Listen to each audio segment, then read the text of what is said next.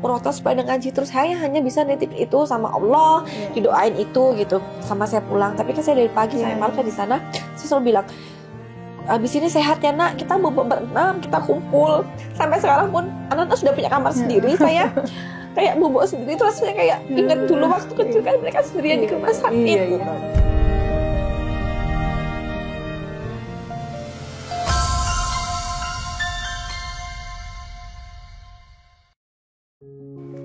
Assalamualaikum, halo pejuang tangguh. Seorang filsuf kuno mengatakan, di mana ada kehidupan, di sana ada harapan. Tapi bagi sosok wanita-wanita pejuang tangguh seperti kita yakin bahwa setiap ada harapan yang kita lambungkan, di sana ada kehidupan. Setiap kita itu punya usaha, punya upaya, punya ikhtiar, pasti kita yakin langit akan mewujudkannya. Nah, pejuang tangguh, let's meet our warrior today, Ibu Happy Ayunita Mahardani. Pejuang 2 garis biru ini tak pernah lelah untuk menularkan aura semangat pada kita semua. Setelah menunggu cukup lama, Allah menitipkan 4 anak di dalam sekali mengandung. Sempat pesimis dirinya sanggup menyelamatkan keempat buah hatinya, Happy harus yakin dalam harapnya Syafea, Habi, Bani, dan Gani akan terus bertahan, dan agar sinar kemilau keempat anaknya pun semakin kuat menyala. Ketika hidup dan mati hanya berbeda satu tarikan nafas, Happy berdoa paling puncak, Ya Allah, perkenankan aku menjadi ibu tanpa batas.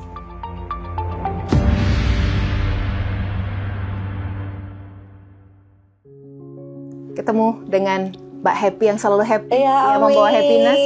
Mbak bisa diceritakan awal mula mencoba bayi tabung dan gagal.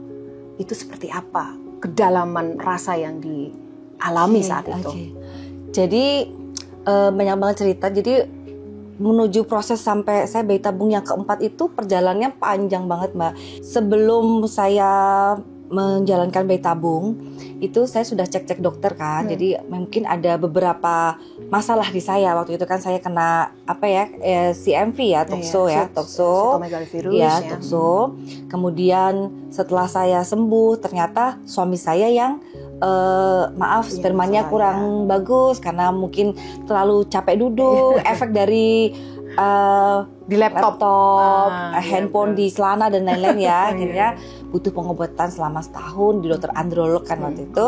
Kemudian diputuskan sudah bagus semuanya nih, oke kita coba ke bayi tabung. Inseminasi ya. Inseminasi pertama gagal, kedua gagal, ketiga gagal. Kok gagal ya?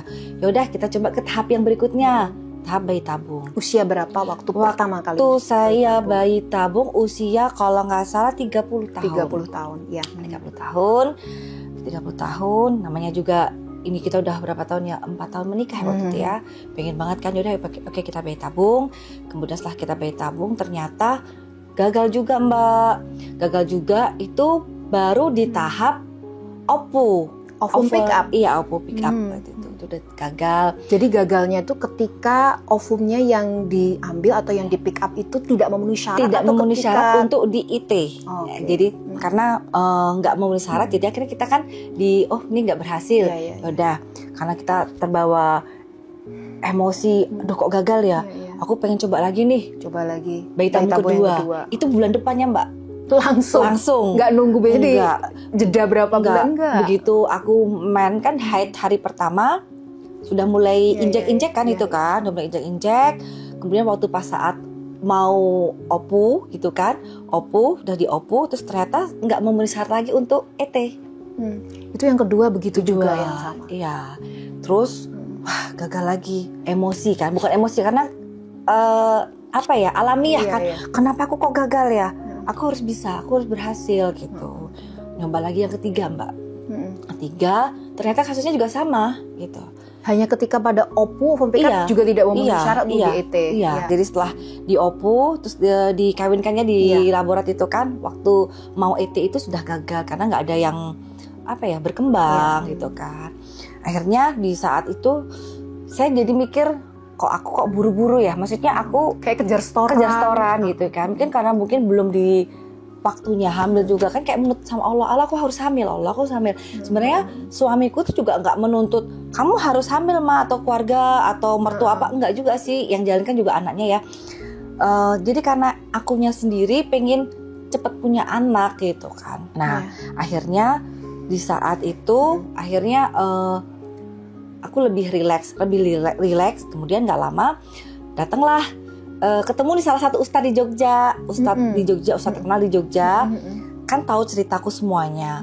Mbak Happy coba lebih pasrah. Kalau orang Jawa bilang semeleh. Ya semeleh, tapi ikhtiar. Ya mungkin bayi tabung itu kan salah satu ikhtiar, ya kan. Meskipun gagal, tapi kan kita tetap ikhtiar. Tapi hatinya disemelehkan, dipasrahin. Coba deh daftar haji, ini ada mau haji nih, bulan depan berangkat. Haji ya, ini bukan umroh ya? Haji. Bulan depan berangkat. Bisa Tat? Bisa, masih ada kuotanya. Waktu itu kan ada haji yang bisa berangkat kan. Saya sama suami berangkat. Ustadznya bilang nanti di Arafah berdoa. Di sana berdoa, tidak ada doa yang tidak dikabulkan di sana selama haji. Bismillah, saya berangkat, nggak kepikiran bayi tabung. Sudah tak lupain, sudah saya pasrah, udah ikhlas. Di sana waktu pas di Arafah, saya ingat banget pas di sana itu ada beberapa rombongan haji yang nanya, Mbak Happy, besok kalau punya anak, Mbak Happy di sini berdoanya apa? Saya bilang pengen punya anak. Besok kalau punya anak pengennya berapa? Saya jawab 4. Kenapa? Pengen 4 karena anaknya mamaku kan 4. Padahal ngasal ngomong aja 4 gitu ya. Asal ngomong 4 gitu. Udah kan, akhirnya pulang haji. Setelah 6 bulan kemudian saya udah rileks, sudah pasrah. Pulang haji setelah 6 bulan saya coba nih bayi tabung yang keempat. Saya pindah ke rumah sakit di Surabaya, Jawa Timur itu Surabaya. Di sana terus alhamdulillah di sana itu berhasil. Ada nggak cerita yang tadi semacam kayak firasat bahwa ini tuh bakal terjadi, bakal berhasil itu? Karena kan udah 3 kali ya. 3 kali gagal. Dan saat Opu lagi belum sampai ET aja udah nggak berhasil. Ada nggak firasat? Jadi waktu pas saya sampai di Surabaya, belum mulai bayi tabung, baru mulai datang ke Surabaya, kita kan dicek lab dan lain-lain gitu kan ya. Cek darah dan saya mimpi. Ada mimpi. Saya mimpi di sana itu, mimpi kayak kayak dikasih 4 mutiara, Mbak. 4 mutiara putih bersinar. Jadi yang ngasih tangannya gede. Saya cuma kayak gini aja saya terima. Ya Allah, saya kan bangun itu saya bilang sama suami, Pak, aku kok ngimpi ini ya, apa ya? Ya mungkin mau dapat rezeki, tapi kita nggak tahu rezeki. Maksudnya nggak kebayang itu saya bakal hamil gitu karena kan. tadi udah semeleh, nggak punya ekspektasi. Sudah nggak punya ekspektasi, sudah nggak kepikiran bisa berhasil gitu kan, karena sudah nggak terlalu berambisi, Mbak. Mungkin rezeki yang lain kali ya, tapi bukan rezeki keturunan gitu ya. Karena nggak terlalu berambisi. Apalagi kok 4 gitu kan, 4 cahaya mutiara gitu ya. Nggak terlalu berambisi. Nah terus abis kayak gitu, setelah saya mimpi, saya ngikutin proses bayi tabung, mulai suntik dan lain-lainnya, sampai dinyatakan selang sebulan ya, sampai dinyatakan itu berhasil kembar. Waktu itu saya kembar 5. Kembar 5? Iya, harusnya itu kembar 5, Mbak. Harusnya itu setelah dicek, alhamdulillah setelah dicek itu ada kantongnya itu 5. Kantongnya 5. Setelah kantongnya 5 itu, tapi setelah usia cek detak jantung tuh usia berapa ya? 3 bulan ya. 3 bulan ya. 10 minggu, 11-12 setelah minggu. itu tuh ternyata ada detak jantungnya cuma hanya 4 kantong. Berarti yang satu kantong meluruh sendiri. Habis itu saya baru ingat, Masya Allah. Mimpinya itu ternyata adalah tanda apa mimpi itu yang saya alamin beberapa bulan lalu gitu loh, waktu semacam kabar bahwa kamu bakal punya anak 4 nih loh.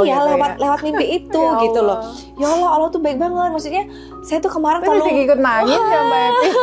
Saya tuh kemarin yang ikut menggebu-gebu tiap bulan bayi tabung itu, kalau misalnya Allah belum jawab juga nggak akan, maksudnya belum waktunya. Iya masalah tuh, ya Allah udah ngasih tanda itu ya Allah gitu kan.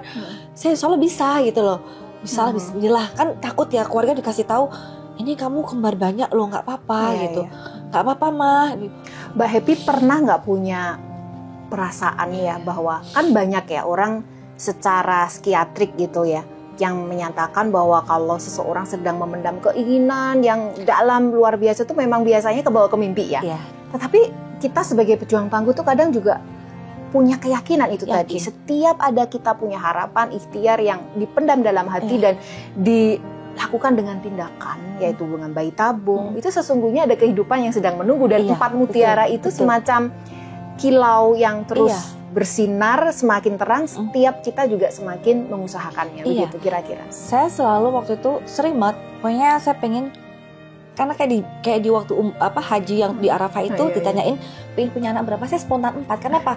Saya udah termasuk di alam bawah sadar saya. Iya, betul. Saya tuh pengen punya anak 4. Waktu pas saya suka beli kayak hiasan gitu ya. 4, ada bapak ibunya, ada anak 4. Jadi selalu penuh dengan hiasan-hiasan itu. Karena saya udah tertanam di sini pengen punya anak 4. Kayak seru ya, kayak mamaku kan anaknya 4, rame gitu. Udah kayak gitu Mbak. Jadi udah termasuk. Karena kan kadang-kadang normalnya orang kalau memang udah susah punya anak, ya udah 1 aja alhamdulillah gitu ya. Tapi Mbak Habi 4. Di usia 30 lebih waktu itu kan. Waktu itu kan karena mungkin mikirnya waktu kan kalau misalnya pun hamil satu gitu. Enggak langsung Allah kasih langsung 4 gitu. Ini mobil Aki, baterainya habis, akhirnya didorong. Terus, yang cowok-cowok dorong kakak ya. Lagi capek. Ayo 1, 2, 3.